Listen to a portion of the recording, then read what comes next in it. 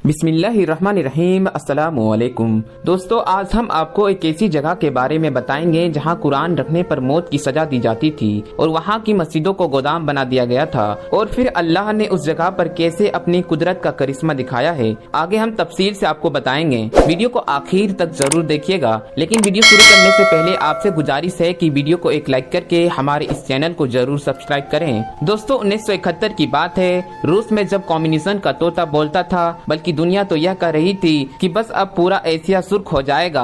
उन्हीं दिनों में एक शख्स मॉस्को ट्रेनिंग के लिए रूस गया था। वो बताते हैं कि जुमे के दिन मैंने दोस्तों से कहा कि चलो नमाज अदा करने की तैयारी करते हैं, तो उन्होंने कहा कि यहाँ की मस्जिदों को गोदाम बना दिया गया है और कुछ मस्जिदों को सयाहों की कयामगाह बना दिया गया है। इस शहर में सिर्फ 2 मस्जिद ही हैं, जो कभी कभी बंद और कभी कभी खुली होती है। मैंने कहा कि आप मुझे मस्जिद का पता बता दो, मैं खुद ही वहाँ चला जाता हूँ जुमे की नमाज अदा करने के लिए। उन दोस्तों से एड्रेस मालूम करके वहाँ पहुँचा तो मस्जिद बंद था। मैंने उस आदमी को कहा कि मस्जिद का दरवाजा खोल दो, मुझे नमाज पढ़नी है। उसने कहा दरवाजा तो मैं खोल दूंगा, लेकिन अगर आपको कोई नुकसान पहुँचा तो मैं जिम्मेदार नहीं रहूंगा। दोस्तों, उस शख्स ने मस्जिद का दरवाजा खोला तो अंदर मस्जिद का माहौल बहुत खराब था। मैंने जल्दी जल्दी सफाई करने लगा और मस्जिद को अच्छी तरह से साफ करने की कोशिश करने लगा। काम से फ्री होने के बाद मैंने बुलंद आवाज से अजान दी। अजान की आवाज सुनकर बूढ़े, बच्चे और जवान सब मस्जिद के दरवाजे पर जमा हो गए। सब लोग कहने लगे थे कि ये कौन है जिसने मौत को आवाज दे दी है, लेकिन मस्जिद के अंदर कोई भी ना आया क्योंकि मैं अकेला ही था।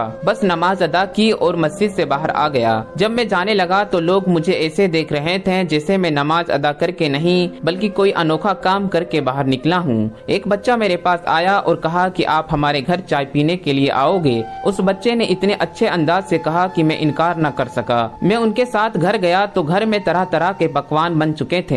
मेरे आने पर सब बहुत खुश दिखाई दे रहे थे। मैंने खाना खाया और चाय पिया तो एक बच्चा जो मेरे साथ बैठा था, मैंने पूछा आपको कुरान पढ़ना आता है? बच्चों ने कहा जी बिल्कुल, कुरान पाक तो हम सबको आता है। मैंने कुरान पाक का एक छोटा सा नुस्खा निकाला और कहा ये पढ़कर सुनाओ। तो बच्चे ने पहले कुरान को देखा, फिर मुझे देखा और फिर वालिदैन की तरफ देखा।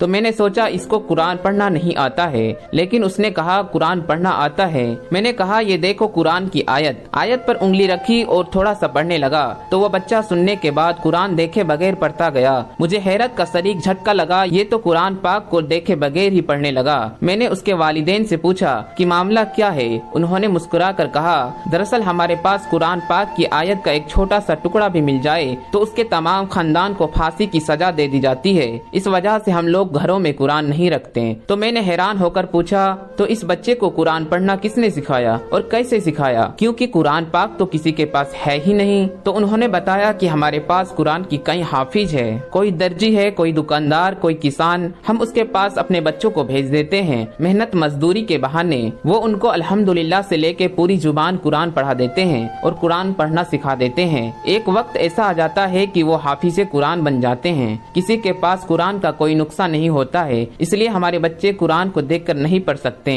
इस वक्त हमारी गली मोहल्ले में आपको जितने बच्चे दिखाई दे रहे हैं ये सब के सब हाफिज कुरान है। यही वजह है जब आपने इस बच्चे के सामने कुरान रखा तो इसको पढ़ना नहीं आया था, लेकिन जब आपने आयत सुनाई तो ये भी सुनने लगा था। अगर आप इसको ना रोकते तो ये आपको सारा कुरान ही पढ़कर सुना देता। उस नौजवान ने बताया कि मैंने कुरान का एक ही नहीं हजारों मौजूजे देखे हैं। जब कुरान पर पाबंदी लगाई थी और कुरान बैन कर दिया गया था तो उस समाज के हर बच्चे, बूढ़े, मर्द, औरत के सीनों में कुरान हिफ्ज हो चुका था। मैं जब बाहर निकला तो कई बच्चे देखे और उनसे कुरान सुनाने की फरमाइश की तो सबने कुरान सुना दिया। मैंने अपने दिल से कहा कि तुमने कुरान रखने पर पाबंदी लगा दी, लेकिन जो कुरान सीनों में महफूज है उस पर तुम कभी पाबंदी नहीं लगा सकोगे। तब मुझे एहसास हुआ कि अल्लाह पाक का उस इरशाद का मतलब है कि अल्लाह फरमाता है कि बेशक कुरान हमने नाजिल फरमाया है और बेशक हम उसकी हिफाजत करने वाले हैं। तो आप लोगों से गुजारिश है कि आप अपने बच्चे को डॉक्टर बनाएं या इंजीनियर बनाएं, इससे पहले आप उसे हाफिज कुरान जरूर बनाएं। तो दोस्तों, आपको अगर वीडियो पसंद आई हो, अच्छी लगी हो तो इस वीडियो को ज्यादा से ज्यादा शेयर करें और अभी तक हमारे इस चैनल को सब्सक्राइब नहीं किए हैं तो चैनल को सब्सक्राइब करके पास में लगे बेल आइकन को जरूर क्लिक कर दें।